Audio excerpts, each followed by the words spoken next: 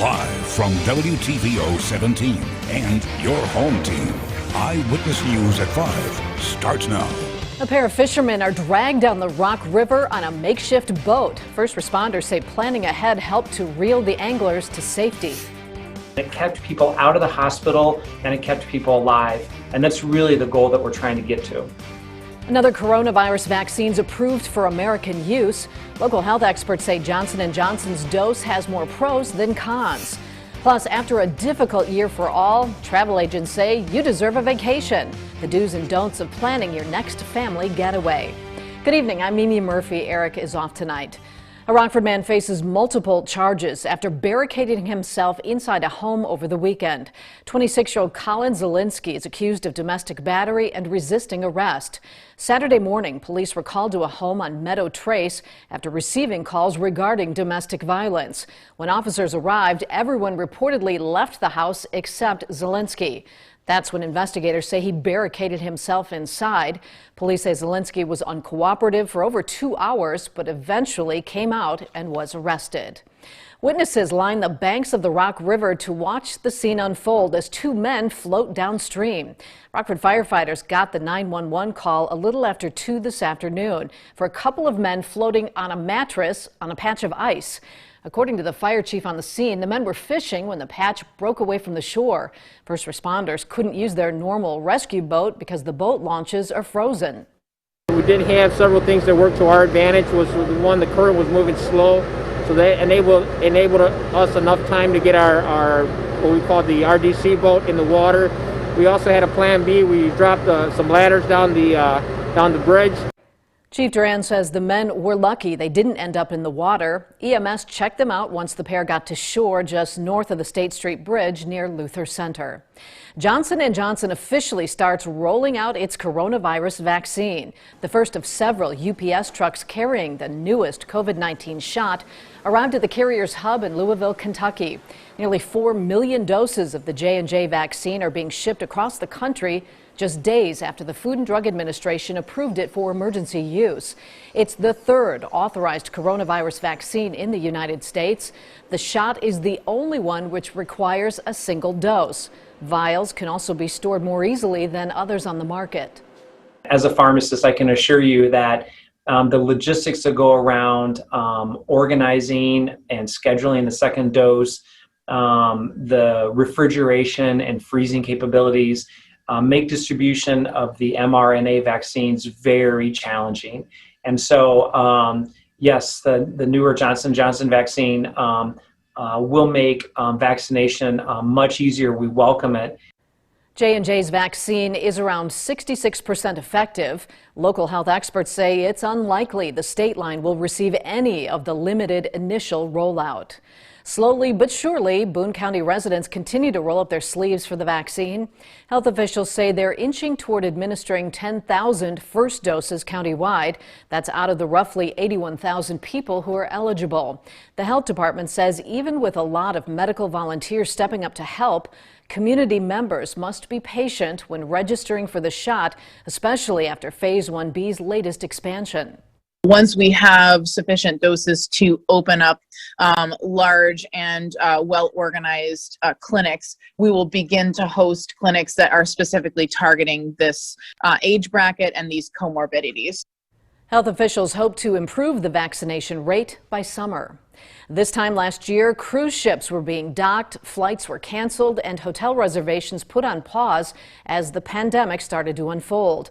Now, with more state line residents getting vaccinated, the idea of taking a vacation seems attainable. Michelle Rave joins us with people's hopes and hesitations. Now, I spoke with a local travel agency that tells me right now they're getting flooded with callers asking questions about traveling. Some families across the state line say they are ready and eager to pack their bags. It's been a while since we've traveled and just kind of looking to possibly get away somewhere soon, warmer, fun. The travel industry has been hit hard by the COVID-19 pandemic, but now more families like Kelly Hartzels are looking to start traveling again. And we're traveling to Siesta Keys, Florida, and my 2 little girls and all of us will be traveling for the first time on an airplane. Eek! Lindstrom Travel Vice President Charlie Sturm says after some slow months, business is slowly picking back up. My prospect file is very, very thick right now because a lot of people are calling, asking, just getting the feel for it, but not ready to commit yet. So a lot of it is answering questions, trying to guide people through to give them advice, and some of those are turning into bookings once they are confident. While some are traveling domestically with their loved ones, just traveling to Yellowstone. We're just trying to have some fun, get out onto COVID. Others, according to Sturm, are looking internationally. The Dominican Republic and the rest of Jamaica, a little bit of Costa Rica thrown in also, but Mexico's been the easiest to work with, and they've set up some pretty good policies on if people do test positive while they're there as to how that will be handled. It's something Hartzell says her family is considering. Now we're kind of looking at Mexico again, like Riviera Maya, possibly traveling there. So excited about possibly planning something like that. Sturm says he's also seen an increased interest from those who've been vaccinated. More and more clients that I talk to are letting me know that they've gotten both their shots and they're ready to plan something. Sturm tells me whether you're planning a domestic or international flight, it's important to look at all the traveling restrictions. Since January 26th, those returning from international flights need to show proof of a negative COVID-19 test. Mimi? All right, thanks, Michelle. A recent warm-up is giving crews the chance to make some much-needed road repairs in Rockford. Workers are out in force fixing potholes across the city. According to the city, potholes are fixed based on severity, how busy the road is, and the speed limit of the road. You can help by reporting them. The number is there on your screen. You can also report potholes online. We have a link to that and that phone number. You can find that at mystateline.com. There's a lot of talent shining in the Rockford sky, but there are a few stars shining a little brighter than others based on donations.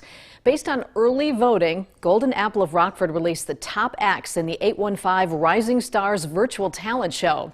Magician Ben Beachy, dancer Jocelyn Labak, singer Samantha Bonsai, and several performers from the Rockford Dance Company. You can still vote for any of the 21 finalists through the weekend. All you have to do is make a donation to the Golden Apple Foundation. We have a link to the site at mystateline.com. Today kicks off a month of giving in the state line. Local adults in need of literacy assistance will benefit from a fundraiser at Rockford and McChesney Park, Jersey Mike's locations. During March, a portion of sales at Jersey Mike's goes to the Literacy Council. It's the 11th year of the partnership. The Literacy Council provides free reading, writing, and language instruction to local adults. Organizers say the pandemic's forced many lessons to take place digitally. Participants in particular have not had the background or the experience to be able to really master those skills. So we've lost some of our participants because they weren't able to continue on with the distance learning. We've lost some of our volunteers for the same reason. The month of giving leads up to the day of giving, which is March 31st, when 100% of sales will go to the Literacy Council. The Belvedere Family YMCA hosts a fundraiser to get local nursing home patients through the pandemic. Now through March 15th, neighbors are asked to drop off personal hygiene products. Items like body wash, lotion, shampoo, and conditioner are needed. Patients are also in need of things such as blankets, office supplies, radios, CD and DVD players. Supplies will be distributed at Maple Crest and Symphony North Woods. President Biden's $1.9 trillion COVID relief package now sits in front of the U.S. Senate. Coming up, the hurdles that lie ahead, including the likely fate of a proposed $15 an hour minimum wage.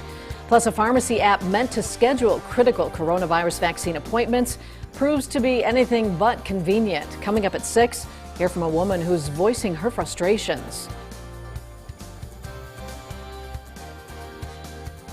Despite the sunshine for us this afternoon, temperatures just a bit below where we should be, but we'll hang on to that clear sky. And we've got plenty more 40s to come this week. I'll have more on that, the warm up, and any rain chances as well. That's all coming up in your most trusted forecast a little later. You're watching Eyewitness News, your home team with Eric Wilson, Mimi Murphy, Sports Director Scott Leber, and Chief Meteorologist Candice Kane.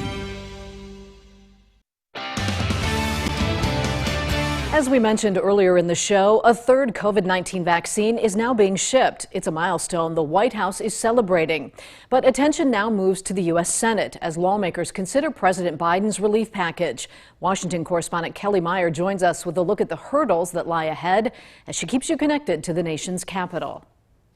The third COVID-19 vaccine is out for delivery. These vaccines are safe and are highly effective. The White House says 3.9 million doses of Johnson & Johnson's one-shot vaccine will be distributed this week. Despite the good news, the CDC is warning states against rolling back public health measures too soon. Now is not the time to relax the critical safeguards that we know can stop the spread of COVID-19 in our communities. Not when we are so close.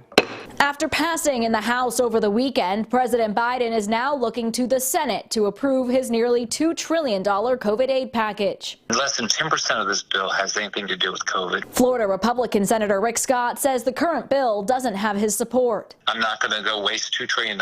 It's taxpayer money. It's somebody's money. I want a targeted bill. One item that won't be in the bill, that proposed $15 minimum wage increase, now declared off limits by the Senate rules. I support an increase in the minimum wage, but it clearly cannot be on this reconciliation bill. Senate Democrats aren't giving up entirely and want to try again down the road. I would recommend that we look for another venue. Right now, Senate Democrats are preparing their version of the bill, expected to be completed Wednesday. Reporting in Washington, I'm Kelly Meyer.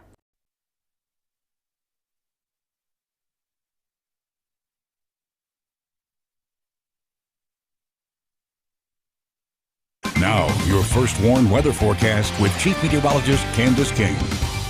I'll tell you what, even though temperatures were a little bit cooler than what we've become accustomed to these last few days, it actually wasn't too bad out there. A little on the chillier side, but the sunshine did make up for it. And the beginning of meteorological spring, which runs March, April, and through the end of May. A little cooler out there, but you see we've got that clear sky. A live look with our Mercy Out Skytrack camera now overlooking the Rock River. Hard pressed to find any ice still on the river as we've had some pretty significant melting take place, not only with the ice, but also with our snowpack over the last couple of days. And while we've got a pretty quiet weather ahead for us this week, good idea and good time to maybe make some preparations and prepare for severe weather for the upcoming spring and summer. This week is Severe Weather Preparedness Week in Illinois. So a good time for you to plan, practice, monitor, and act. Those are the four things you need to keep in mind whenever there is the risk for severe weather. This evening, we're going to talk about the difference between a watch and a warning. Whenever a severe thunderstorm watch or severe thunderstorm tornado watch, I should say, are issued, you need to be alert. Severe storms, tornadoes, those are possible. You need to have your plan in place and ready to act should a warning be issued. A warning means imminent threat is there and you need to take those necessary precautions and seek shelter. Thankfully, we do not have any threat for any significant weather this week, just a little bit on the cooler side as those temperatures will fall back. Some areas this evening already in the 20s, and we'll continue to see those numbers drop here as the sun does set. We've got the clear sky as high pressure continues to build into the north of us this evening. That high pressure system will settle in as we head through the night tonight. So that breeze we've had this afternoon, that wind will turn light. This means the temperature will drop back into the teens, low to mid-teens for the start of our Tuesday. But we'll see plenty of sunshine, a little bit of a frosty start out there early tomorrow. Winds are going to pick up heading into tomorrow afternoon, so it is going to be a little bit on the windy side during the day,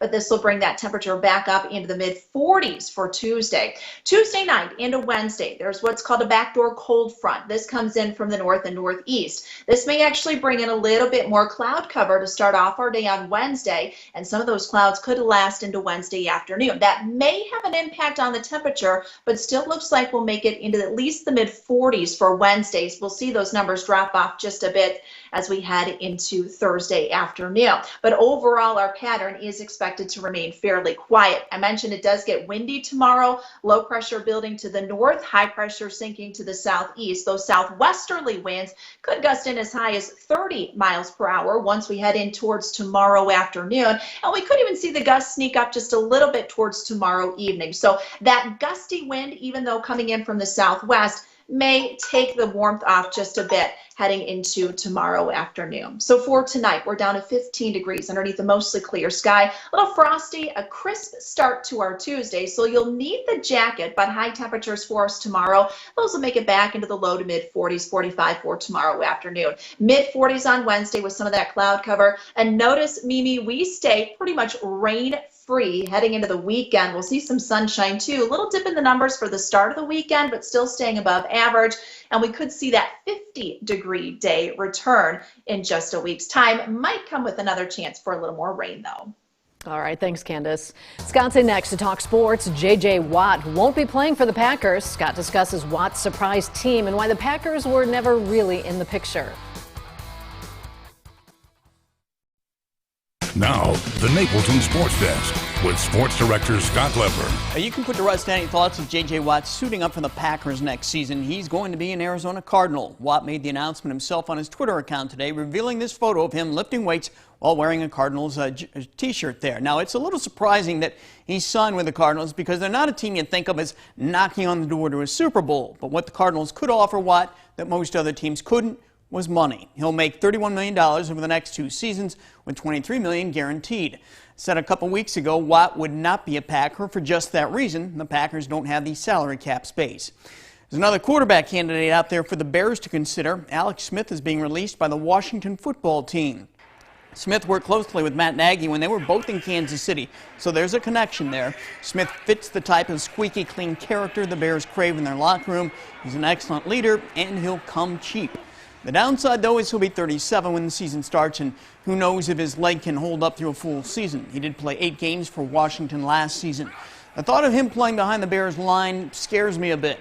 The Bears do need to make a bigger splash at quarterback than Smith, but if all else fails, I could see them bringing Smith in to compete with Nick Foles for the starting job. And perhaps they do that, and then also draft a quarterback to give them someone to groom behind the 2 veterans. I have one more topic to touch on, and that is Patrick Kane. He scored his 400th goal last night of his career. That's an achievement only 9 other U.S.-born hockey players have reached in the NHL. As crazy as this sounds, I think Kane is one of the most overlooked, underappreciated stars in Chicago sports history. If he were a Chicago Bear or a Chicago Cub, and he was the key guy on 3 championship teams, and he played with the flair that he does on the ice, people would be going absolutely nuts over this guy. When people talk about the all-time greats in Chicago, Jordan, Peyton, Butkus, and Banks quickly come to mind. Patrick Kane should be in that same company. That's my take. We'll be right back.